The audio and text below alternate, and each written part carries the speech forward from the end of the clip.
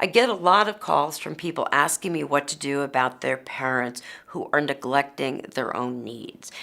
Their parents may not be bathing, they're not eating properly, maybe they're walking around all night long because they can't sleep, so they're putting themselves in risk of physical harm. They don't know how to manage their money. They don't open the mail. I had one client call. Her mother just let the bills pile up in the sink. She wasn't sure what was in the envelopes, and she didn't really care. When she'd get food, she would leave it forever. Her daughter found maggots in her cabinets. When she threw out the food, her mother became angry. She went out, got the food out of the garbage, and put it back in the cabinet.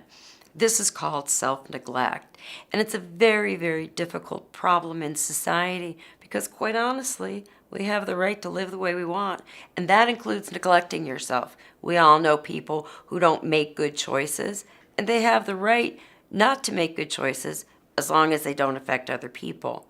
So if you're living in some kind of a congregate situation, the fact that you're not keeping your home clean actually might cause a danger to or for someone else. And so there is a right of the state to come in and interfere. But the problem is, how do you make someone accept services if they don't want somebody? I can't tell you how many people I speak to who say, my mom tells me she'll take the help when she needs it, but they're never going to believe that they need help. They always say, I don't need it yet.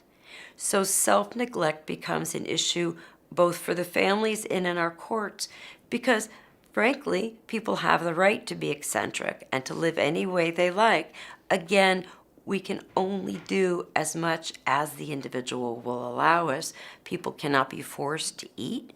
They can't be forced out of their homes unless they pose a danger to themselves or to someone else. And it's very difficult to demonstrate that unless the individual is violent. So, if your senior has an issue of self-neglect, your best ally is a physician. They can start the ball rolling to try to get services in place for you. But don't feel that you're alone. A lot of people are dealing with the same issue and are having the same concerns.